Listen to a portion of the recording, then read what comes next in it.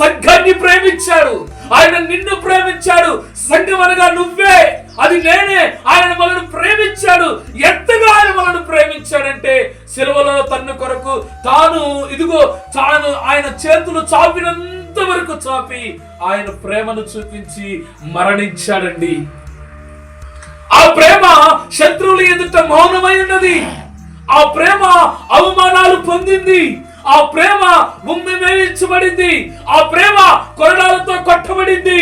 ఆ ప్రేమ అవమానాలను భరించింది, నిందలు భరించింది.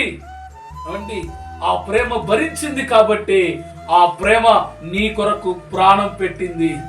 ఇదిగో ఈ లోకంలో ఉండే ప్రేమ నీ కొరకు ప్రాణం పెడతానంటాడే, నీ కొరకు ప్రాణం పెట్టిద్దంటానే.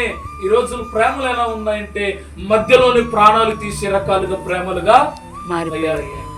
కానీ దేవుని ప్రేమ అలాంటి ప్రేమ కాదండి. నీ కొరకు ప్రాణం ఇచ్చిన ప్రేమ అండి. నీ కొరకు తన రక్తాన్ని దారపోసిన ప్రేమ.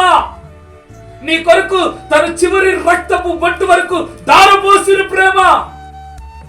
ఆ ప్రేమ ముందు ఏ ప్రేమలు గొప్పవి కావండి. ఆ ప్రేమ ముందు ఏ ప్రేమలు ఈ సరితూగవండి.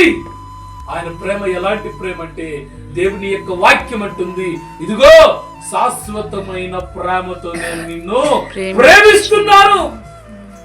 శాశ్వతమైన ప్రేమతో నేను నిన్ను ప్రేమిస్తున్నాను. ఏమండి, ఎవరున్నారండి ఈ లోకంలో? తల్లిదండ్రులు చూపిస్తారా అంతటి ప్రేమ? ఏమండి, కన్నబిడ్డలు చూపిస్తారా అంతటి ప్రేమ? లేకుంటే కట్టుకున్న భార్య చూపించగలిగింది అంతటి ప్రేమ? కట్టుకున్న భర్త చూపించగలుగుతాడు అంతటి ప్రేమ?